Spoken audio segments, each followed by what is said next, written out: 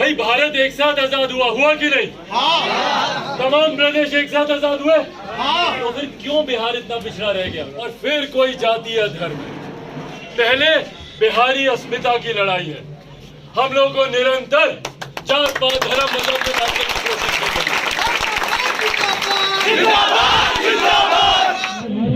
अस्मिता की है, सब बिहारी सम्मान है, बिहार का गौरव है।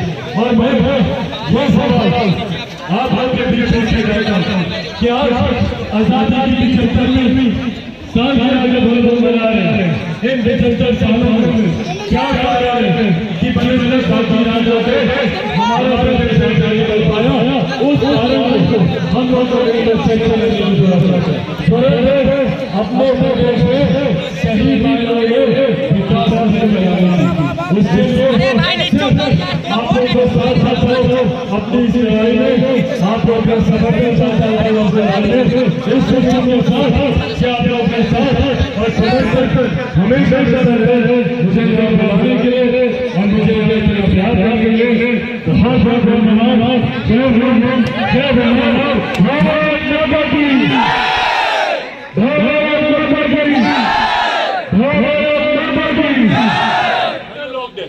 रोजगार नहीं मिल सकता तो वोटर लोग तो मध्य प्रदेश, राजस्थान भी है, महाराष्ट्र भी है, तो क्यों हम लोग के प्रदेश में ये सुख सुविधाएं नहीं है?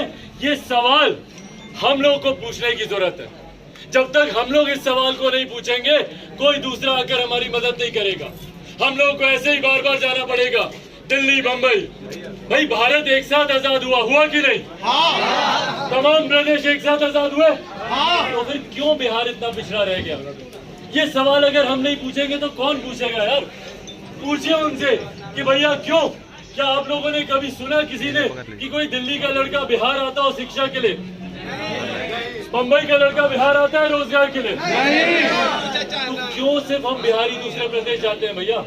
शिक्षा के लिए, रोजगार के लिए। हमारे माता पिता जब वो बीमार होते हैं, चाचा चाची बुजुर्ग जब घर में बीमार होते हैं, तो हम लोग दिल्ली में एम्स के सामने जाकर लाइन लगाकर खड़े हो जाते हैं डॉक्टर को दिखाने के लिए। क्यों ये स्वास्थ्य सेवाएं हमारे प्रदेश में नहीं बन सकती? पर जिस प्रदेश का मुख्यमंत्री स्वयं अपने कैटरैक्ट के ऑपरेशन के लिए 1000 किलोमीटर की यात्रा करके दिल्ली जाता हो, तो वहां की स्वास्थ्य सेवा की हालात हम लोग समझ सकते हैं। इसीलिए साथियों, बस एक विनम्र आग्रह करने आया हूं। हम लोग पहले बिहारी हैं और फिर कोई जाति या धर्म है।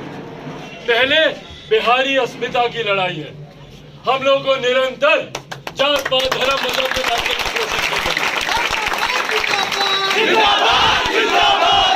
भाई फर्क क्या रहा अंग्रेजों में और बाकियों में? उन्होंने भी हमें बांटा और शासन किया, ये भी हमें बांट रहे और शासन कर रहे हैं।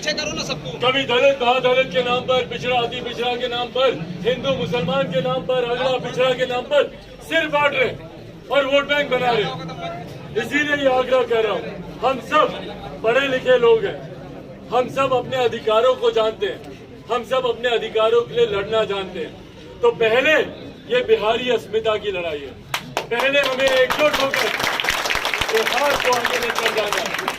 भाई दूसरे प्रदेश के लोग देखें तो गर्व से बोले कि हाँ ये बिहारी है, पर हकीकत है कि बिहारी शब्द को गाली बना दिया गया।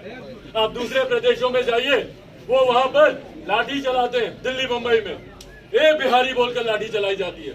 उस वक्त नहीं देखा जाता कि अपर कास्ट का बिहारी है, कि दलित बिहारी है, कि मुसलमान बिहारी है, कि ये किसी पिछड़ी जाति का बिहारी है। सिर्फ बिहारी बोलकर उसको लाठी चलाई जाती है। किसने बनाया बिहारी शब्द को गाली? लोग परहेज करते हैं अपने आप को दूसरे प्रदेश में जाकर बिहारी बताने में। कितने ऐसे मेरे युवा साथी हैं जो दिल्ली में पढ़ते हैं, बोलते हैं भैया हम लोग बताए नहीं है कॉलेज में कि हम बिहारी हैं। क्यों? किसने बिहारी शब्द को इतना बदनाम किया? भाई कोई पंजाब के व्यक्ति को दिक्कत नहीं है बोलने में कि मैं पंजाबी हूँ। महाराष्ट्र वाले गर्व से बोलते हैं कि हम मराठी हैं। बंगाल वाले बोलते हैं हम बंगाली हैं। इसीलिए मैंने खुद अपने तमाम सोशल मीडिया प्लेटफॉर्म पे अपने नाम के आगे युवा बिहारी मैंने जोड़ा है।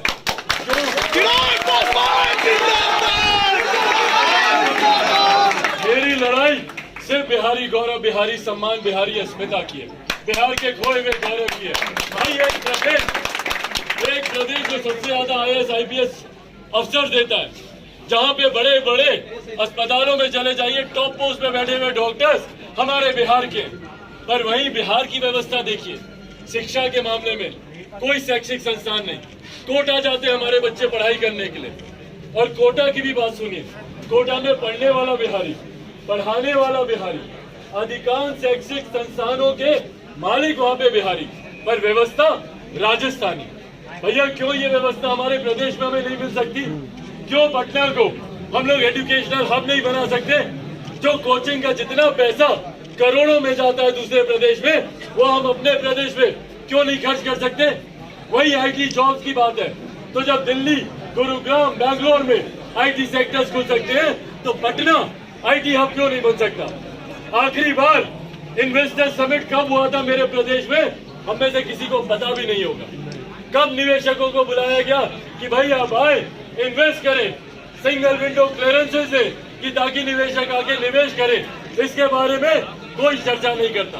चर्चा करता है तो समीकरण को लेकर कि भाई हम अपने जातीय समीकरण कैसे बना लें, और पेपर पे ही लोग चुनाव लड़ते हैं और पेपर पे ही चुनाव जीतते हैं। मुद्दों की बात कोई नहीं करता, और चिराग पासवान जब मुद्दों की बात करता है तो तमाम शक्तियां इकट्ठी हो जाती है चिराग पासवान को तोड़ने के लिए। इसके परिवार को तोड़ो, इसके चिराग पासवान जिंदाबाद! बताएं मुझे कि जिसके पास ये ताकत हो, क्या उसे कोई तोड़ सकता है? क्या नहीं! टूटूंगा क्या मैं? नहीं! शेर का बेटा हूँ। शेर का बेटा हूँ।